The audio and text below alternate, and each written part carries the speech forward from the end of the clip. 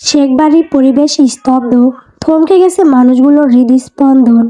বাড়ির উপর দিয়ে মৃদুমন্দ গতিতে বয়ে চলেছে বিষাদ মিশ্রিত পবন। শরীরের সহিত মিশে বুক ব্যথার সৃষ্টি করছে। শঙ্খ যন্ত্রণাতা শরীর জুড়ে নিজেদের রাজত্ব চালিয়ে চলেছে। মৃত্যু সংবাদ বুঝি এতটা হৃদয় বিদারক হয়? সৃষ্টি জগতের অতি সাধারণ নিয়মে মানুষের এতটা অনিয়ম হতে পারে? হা! শুনশান নীরবতায় মোড়ানো পরিবেশে ভাসমান হলো আশ্চর্যজনিত শীতল পরিশালী কণ্ঠস্বর। কি বললেন? কে পাঠিয়েছে আপনাকে? দুঃসংবাদ নিয়ে আসা যুবক ছেলেটির নাম চৈতন্য। তখনও দরজার সম্মুখে ঠায় দাঁড়িয়ে আছে। প্রশ্ন ভেসে আসা মুখটার দিকে তাকালো। প্রশ্নটা আরও শেক করেছে। চৈতন্য চেনে তাকে, বিয়ের দিন খেয়ে দেখেছে। ব্যস্ত গলায় প্রতি উত্তর করল, জি ভাইজান, সত্যি শুনেছেন রবি ভাই আর নাই। দ্রুত চলুন, আমি গরুর গাড়ি সঙ্গে নিয়ে এসেছি। আপনারা গেলেই দাফন সম্পূর্ণ করা হবে। বাক্যগুলো বজ্রপাতের ন্যায় আঘাত হানল শেখ বাড়িতে।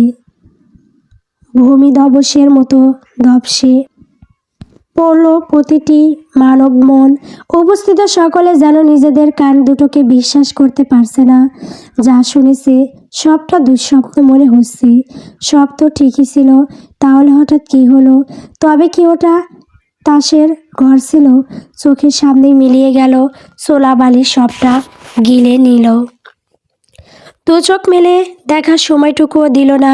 সবার ভাবনায় ভাটা পড়ল বুড়োকেয়া শেখের আত্মচিৎকারে। ভদ্রমহিলা মেঝেতে শরীর ছেড়ে দিয়েছেন, চিৎকার করে কাঁদছেন। মেয়ের শখে মায়ের মন ভেঙে দুমড়ে মুচড়ে যাচ্ছে। ওনাকে ঠেকিয়ে রাখা দুষ্কর। একজন মায়ের আর্তনাদে প্রকৃতি মূর্ছা যাওয়ার উপক্রম। সবাই ছুটেছে ওনার দিকেই। আসমান শেখ বুকে হাত রেখে চেয়ারে বসে পড়লেন। বুকটা জ্বলে পুড়ে ছারখার হয়ে যাচ্ছে। সারথি ছুটল ওনার দিকে। আসমান শেখ নিস্তেজ গলায় আওড়ালেন, আমার আম্মা, আমার মেয়ে। আরুষ নিজের ক্ষততে তিল পরিমাণ গুরুত্ব দিল না। বড় বড় পা ফেলে এগিয়ে এসে গুঞ্জরিকার মুখোমুখি দাঁড়ালো। আলগোছে শাড়ির আঁচলটা হাতে তুলে নিল। জোর প্রয়োগ করে একাংশ ছিঁড়ে মাথায় বাঁধল। কেবল রক্ত বন্ধ করার জন্য এতটুকু করা। তবে রক্তের স্রোতকে থামাতে অতটুকু প্রলেপ যথেষ্ট ছিল না। সেটা বয়ে চলল নিজ ধারায়। আরুষ সেই সবের পরোয়া না করে হন্তদন্ত হয়ে বাড়ি থেকে বেরিয়ে গেল। শরীর চলছে না ছেলেটার। বলিষ্ঠ দেহের সবটুকু শক্তিকে যেন ক্রমশ শুষিয়ে নিচ্ছে। ওর পিছু ছুটল চৈতন্য। সব কিছুতে গুঞ্জরিকা নীরব দর্শক ছিল। সবাই যখন রুকিয়া শেখ আর আসমান শেখকে সামলাতে ব্যস্ত, গুঞ্জরিকা তখন দ্রুত পায়ে সদর দরজা ভেঙিয়ে বাইরে বেরিয়ে এলো। কণ্ঠস্বর তুলনামূলক উঁচু রেখে চৈতন্যকে ডাকলো, ভাইয়া শুনছেন? একটু দাঁড়ান। চৈতন্য বেশ খানিকটা দূরে এগিয়ে গেছে। হঠাৎ পিছু ডাকে থেমে গেল। পিছনে ফিরে তাকালো।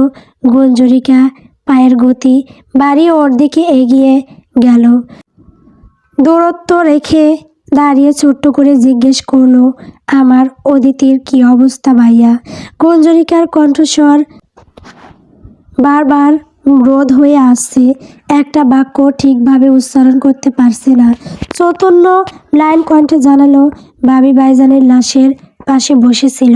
সবাই কাঁদলেও ভাবি কাঁদেনি, কেবল নীরব চোখে তাকিয়েছিল। জবাবটুকু দিয়ে অস্থির পথ যুগলে বাড়ির আঙিনা ত্যাগ করলো চৈতন্য। কুঞ্জরিকা ঠায় দাঁড়িয়ে রইল। মানুষ পটে ওকি দিল সেদিনের সন্ধ্যার ঘটনা। কানে বাজলো অদিতির বলা একটা বাক্য, ভাবিজান, একটা সুন্দর সংসার আমার হবে তো? হলো না, সত্যি হলো না। একটা সুন্দর সুখের সংসার হলো না মেয়েটার। সবটা শুরু হওয়ার আগেই সমাপনী রেখা টানা হলো। গুঞ্জরিকার গাল বেয়ে পানি গড়িয়ে পড়ল।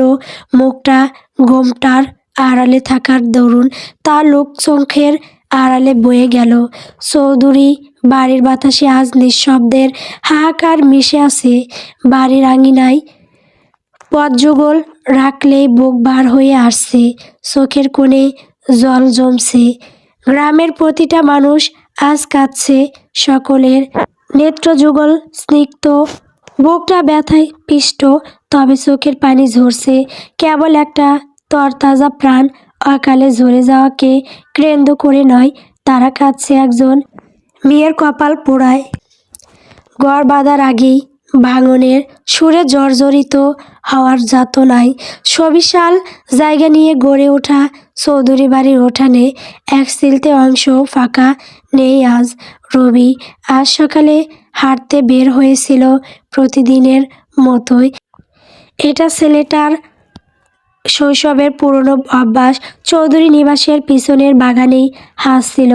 অদিতি তখন গভীর তন্দ্রায় আচ্ছন্ন। গত রাতেও দুজন গল্প গুজব করে ভর রাতে ঘুমিয়েছিল। দুটো রাত তারা কেবল একে অপরকে জানার জন্যই নির্ধারণ করেছিল। তাই মেয়েটাকে আর ডাকেনি রবি। বাগানে হাঁটার সময় নাকি পায়ের পাতায় কিছু একটা কামড়ে দেয়। একটু জ্বালা যন্ত্রণা করলেও ছেলেটা বিশেষ পাত্তা দেয়নি। ভেবেছিল কোনো পোকা হবে হয়তো। এরকম কামড় প্রায় রোজই খাওয়ার দুর্ভাগ্য হয়, কিন্তু কিছু সময়ের ব্যবধানে যখন তরল রক্তের উপস্থিতি অনুভব করে তখন একটু খটকা লাগে। রবির পা ধরে ওখানেই বসে পড়ে। পায়ের পাতায় নজর বোলাতেই দুটো দাঁতের উপস্থিতি স্পষ্ট দেখতে পায় বিচক্ষণ মস্তিষ্কের। রবি ঘটনা তৎক্ষণাৎ উপলব্ধি করতে পারে।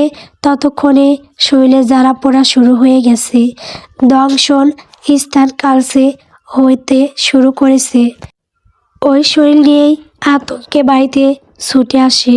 ঝাপসা চোখে মুখ থুবড়ে পড়ে বাড়ির প্রাঙ্গণে অত্যাধিক শ্বাসকষ্ট শুরু হয়। উঠানের একপাশে বকুল গাছের নিচে কামনা দাঁড়িয়েছিল, শাখায় গাঁটি বাঁধা সুন্দর পুষ্পগুলোকে মুগ্ধ চোখে দেখছিল। হঠাৎ রবিকে ওভাবে পড়ে থাকতে দেখে তড়িঘড়ি করে এগিয়ে আসে, চিৎকার করে সবাইকে ডাকে। যে যেভাবে পারে দৌড়ে এসে হাত পা কাপড় দিয়ে শক্ত করে বেঁধে দেয়, যেন বিষ মাথা অবধি উঠতে না পারে। কিন্তু ততক্ষণে অনেকখানি দেরি হয়ে গিয়েছিল। অদিতি ঘুম থেকে উঠে পরিষ্কার পরিচ্ছন্ন হয়েছিল সবে। নিচ থেকে সকলের কান্নার আওয়াজ, চিৎকার চেঁচামেচির শব্দ শুনে মেয়েটা দৌড়ে বাড়ির বাইরে আসে। রবিকে ওরকম অবস্থায় দেখে ছুটে এসে ওর সম্মুখে বসে পড়ে। মাথাটা আলগোছে কোলের ওপর রাখে, নিষ্প্রভ ব্যাকুল কণ্ঠে বারবার শোধায়, কথায় কষ্ট হচ্ছে আপনার? কথা বলুন, যাবেন না আমাকে ছেড়ে? নিজের কথা রাখুন, বলুন কোথায় কষ্ট হচ্ছে, আমি সব কষ্ট দূর করে দিব। কথা বলুন, শুনছেন? কিন্তু দুর্ভাগ্যবশত রবি তখন কথা বলার অবস্থায় ছিল না। শত চেষ্টাতেও মুখ ফুটে কিছুটি বলতে পারে না। কেবল অধর জোড়া থরথর করে কাঁপছিল। হয়তো শেষবারের মতো কিছু বলতে চাইছিল তার রাগিনীকে, অথচ ভাগ্য সহায় হয়নি। অদিতির ডান হাতটা আলতো করে নিজের হাতের মুঠোয় পুড়ে রাখে রবি। ততক্ষণে ওঝা এসে উপস্থিত হয়েছে চৌধুরী বাড়ির আঙিনায়। এক প্রকার ঝড়ের গতিতে তাকে উপস্থিত করা হয়েছিল, কিন্তু শেষ রক্ষা হয়নি। বয়স্ক ওঝা ত্বরান্বিত পায়ে হেঁটে এসে রবির সামনে দাঁড়াতেই ছেলেটা শরীরের ভার ছেড়ে দেয়। আস্তে ধীরে আঁখি জোড়া চির জীবনের জন্য বুঝে নেয়, প্রাণ ত্যাগ করে তার রাগিনীর কোলে মাথা রেখে হাতটা শক্ত করে ধরে। মৃত্যুর পরে সেই হাতটা ছাড়াতে বেশ কসরত করতে হয়েছিল বটে। এমন মৃত্যু কয়জনের কপালে জোটে? মাত্র একদিনের সংসারে কে এত ভালোবাসা পেয়ে থাকে? তারা দুজন নিয়তির কাছে হেরে গেল, ভালোবাসা নামক শব্দটার কাছে জিতে গেল নয় কি? অদিতি তখন থেকে এক খণ্ড পাথরের ন্যায় সেখানেই বসে আছে। এক চুলও নড়াতে পারেনি কেউ। লাবণ্য চৌধুরীর কান্নার করুণ সুরে যেন কেঁপে উঠছে ভূমি। সন্তান হারা মায়ের শোকে প্রকৃতি গোমন ভাব ধরে আছে, তারাও যেন মায়ের সমান ব্যথিত। বেলা পড়ে এসেছে, দুপুর গড়িয়ে বিকেল হতে চলল। রবিকে শেষ গোসল দেওয়া সম্পূর্ণ হয়েছে ইতোমধ্যে। অবশেষে কয়েক গ্রাম পেরিয়ে শেখ পরিবার এসে পৌঁছালো দূরগ্রামের চৌধুরী বাড়িতে। গরুর গাড়ি থেকে নেমে সবাই এক প্রকার ছুটল রোকেয়া শেখকে। সালেহা শেখ ধরে নিয়ে গেল, আয়েশা শেখকে সারথি এবং একজন আত্মীয় ধরে আস আরুষার আসমান শেখ একসাথে হাঁটছেন। কুঞ্জরিকা কোনো দিকে না তাকিয়ে সোজা হাঁটা ধরল অদিতির দিকে। পিঠ ঠেলে ঠুলে মেয়েটার পাশে যেয়ে বসলো। নিঃশব্দে দুহাতে আগলে নিল অদিতিকে, বুকের মাঝে আগড়ে ধরল মেয়েটার মাথা। তৎক্ষণাৎ পরিচিত একটা শরীরের ডান অদিতির নাসরন্দে ঠেকল। এতক্ষণে দৃষ্টিচ্যুত হলো মেয়েটা। একবার গুঞ্জরিকার দিকে তাকালো, পরক্ষণেই লোচন জোড়া বুঝে গুঞ্জরিকার বুকে পড়ে রইল। সেই চাহনিতে গুঞ্জরিকার কঠিন হৃদয় হু হু করে কেঁদে উঠল। মেয়েটার চোখ দুটো ফ্যাকাশে, কেউ যেন সুন্দর নেত্রযুগলে এই ধরিত্রীদের সবটুকু বিষাদ লেপটে দিয়েছে। লেপট করা আছে প্রিয়জন হারানোর হাহাকার শূন্যতা, ফুটে উঠেছে অগম নিয়তি মেনে নেওয়ার যন্ত্রণা। মানব জীবন বড় অদ্ভুত। শেখ পরিবারের সকলে রবিকে শেষবারের মতো দেখল। ফর্সা শরীরখানা ফ্যাকাশে নীল হয়ে আছে, ওই চোখ দুটো আর কখনো খুলবে না, চিরজীবনের মতো বন্ধ হয়ে গেছে। রবিকে দাফন করার নির্দিষ্ট সময় দৌড় বলাই করা নাড়ল। মুরব্বীরা এগিয়ে এলেন কবরস্থান নিয়ে যাওয়ার উদ্দেশ্যে, অথচ কাটিয়া ছাড়লেন না লাবণ্য চৌধুরী। দুহাতে আগড়ে ধরলেন নিজের সাথে। উনি আর্তনাদ করে বলে চলেছেন, আমার কলিজার টুকরোকে নিও না তোমরা। আমার বাচ্চাটা অন্ধকার ভয় পায়, আমি ছাড়া আমার বাচ্চার চলবে না, খুব কাঁদবে একাকী, ওকে নিও না তোমরা। এক জীবনের শেষ বিদায় বেলা বড়ই কঠিন। এত সহজে কি ত্যাগ করা যায় এই ধরনীর আকাশে বাতাসে ভেসে চলা মায়া মমতা মহ? লাবণ্য চৌধুরীর মুখ নিস্তেজ, যন্ত্রণাক্লিষ্ট শব্দগুলোতে আরও এক দফা কাঁদল গ্রামবাসী। মানুষটা নিজের মধ্যে নেই, জোরপূর্বক ধরে রাখা হলো ওনাকে। প্রাণের টুকরো ছেলেকে তিনি কোনোভাবেই নিয়ে যেতে দেবেন না। সন্তান হারা জন্মদাত্রীর হাহাকারে ক্রমশ বাড়ি উঠছে চৌধুরী বাড়ির পরিবেশ। কি করুণ সুর সেই কান্নার! তামজাদ চৌধুরী আরও দুজন কাঁধে তুলে নিল খাটিয়া।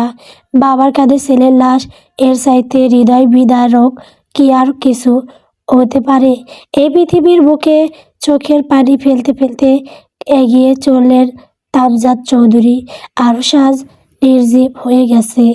সামান্য কয়েকদিনের পরিচয়ে বড্ড আপন হয়ে গিয়েছিল ছেলেটা। ছোট ভাইয়ের জায়গা দখল করে নিয়েছিল তার চমৎকার ব্যবহার দিয়ে, অথচ বাস্তবতা সব কেড়ে নিল অদিতি নিষ্প্রাণ নেত্রে রবির শেষ প্রস্থানের দিকে এক চিত্তে তাকিয়ে আছে। সকাল থেকে এই অবধি মেয়েটা না এক ফোঁটা চোখের পানি ফেলেছে, আর না একটা শব্দ উচ্চারণ করেছে। এই পর্যায়ে গুঞ্জরিকার একটা হাত শক্ত করে ধরল, শরীরখানা থরথর করে কাঁপছে। অদূরের খাটিয়াটার দিকে ঝাপসা দৃষ্টি চেয়ে প্রথমবারের মতো অস্ফুট স্বরে আওড়ালো, শেষ, সব শেষ ভাবিজান, আমার একটা সংসার হলো না। মুখের কথা শেষ হতেই মেয়েটার চারপাশ ঘুরিয়ে আধার নেমে এলো। চোখ দুটো নিজ থেকেই বুজে গেল, দিক বেদিক শূন্য অনুভব হলো। অদিতি অচেতন হয়ে পড়েছে অনুভব করতেই গুঞ্জরিকা হাউমা করে কেঁদে উঠল। মুহূর্তেই হুলুহু স্থূল কাণ্ড বেঁধে গেল। জনসমাগমের মধ্যে থেকে কেউ ছুটল পানি আনতে, কেউ বা ছুটল ওদের দিকে। মধ্যরাতে প্রকৃতি নিঃসার নীরবতায় আচ্ছন্ন হয়ে আছে। শেষ পরিবারের সকলে ঘণ্টাখানেক হলো নিজ বাসগৃহে এসে পৌঁছেছে। সবাইকে অবাকের শীর্ষে পৌঁছে দিয়ে অদিতিও বাবার বাড়িতে ফিরে এসেছে। সঙ্গে কিছুটি আনেনি। সারাদিনে শুধু একটা বাক্য উচ্চারণ করেছে মেয়েটা, গোসল খাওয়া দাওয়া কিছু নেই। বাড়িতে এসেই নিজ কক্ষে খিল দিয়ে নিজেকে ঘরবন্দি করেছে। রোকেয়া শেখের কান্না থামেনি। এভাবে কায়েদেই চলছেন। মেয়ের শখের ঘরটা ভেঙে যাওয়ার ওনার বুক ফেটে যাচ্ছে। পরিবারের সবাই বসার ঘরেই উপস্থিত আছে, কেবল গুঞ্জরিকা এবং আরুষ ব্যতীত। অন্ধকারের অতল গহ্বরে তলিয়ে আছে বন্ধ কক্ষখানা। নিঃশ্বাসের শব্দ ব্যতীত আর কোনো শব্দের আনাগোনা নেই। পালঙ্কের একপাশে একটা নারী কায়া স্পষ্ট। বালিশে মাথা রেখে এক দৃষ্টিতে ছাদের দিকে তাকিয়ে আছে। চাহনি ভীত আনন্দ পানসুর বর্ণ ধারণ করেছে। সহসা ঠোঁটের কোণ ঘেঁষে সূক্ষ্ম তাচ্ছিল্যের হাসি রেশ ছড়ালো। সেভাবেই স্থির দৃষ্টিতে সে বিড়বিড় করে বলল, তাকে ভোলা অসম্ভব নয়, আবার সম্ভবও নয়। গল্প পরগাছা। গল্পটি কেমন হয়েছে কমেন্ট করে বলবেন। পরবর্তী পর্ব পাওয়ার জন্য অবশ্যই আমার চ্যানেলটিকে সাবস্ক্রাইব করবেন। ধন্যবাদ।